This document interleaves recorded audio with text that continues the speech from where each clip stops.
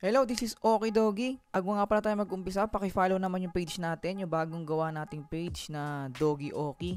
Nandito, nandiyan yung screenshot ng page natin para kung meron kayong gusto mapanood ng mga short videos, nandiyan naka-upload yan dyan.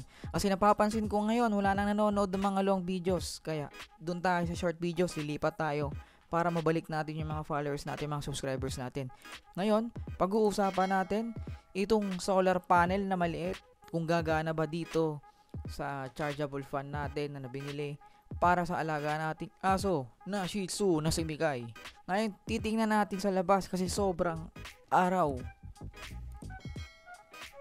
Yan, isi-set up na natin sa labas itong solar panel na sinasabi ko sa inyo kasi nakaraang video natin wala araw sa labas, walang kaaraw-araw. Kaya ngayon, tatry na natin. Ang ginawa lang natin, yung traditional charger lang. Yung sa kuryente, sasaksak mo sa charger. Di nga pala siya type C, ito yung traditional na mga charger noon, yung mga sinauna ka.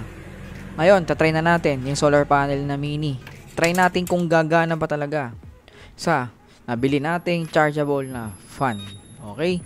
Nga pala ng mga nagtatanong ng price, 999 lang to sa Shopee. Ang brand niya, NSS. Baka naman. Ayan. Sasaksak natin. Isasara natin yung pintuan, tingnan natin kung gumagana. Yan. Na-charge ko na yung kagabi.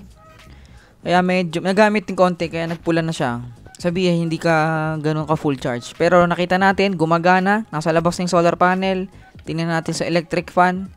Gumagana naman siya. Nagkukulay pula. Pag kulay pula, hindi pa siya full charge. Pag kulay green, full charge siya na yun. Okay ba yan mga Okie Doggy? Sa mga nagtatanong dyan kung magkano ang presyo, 999 lang to. Kung pwedeng may voucher kayo, mababawasan pa yun. Baka naman, Shopee. Ang brand nga pa, uulitin ko, NSS to. Yan, pwede rin umilaw. Ayan, si Mikay. Yan ang ginagamit ko sa kanya pag umaalis kami dito sa bahay. Ayan. Okay ba yan mga Okie Doggy? Sana nakatulong to sa mga may alagang aso. Again, this is Okie Doggy. Naniniwala sa kasabihang huwag nating bilhin kung di naman kailangan. Pero kapag para sa aso, pwede. Don't forget to subscribe and hit the bell button for more videos. Update. Sige.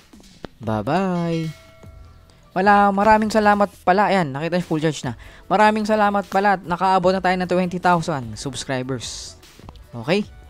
Paki-follow na lang page natin for more videos.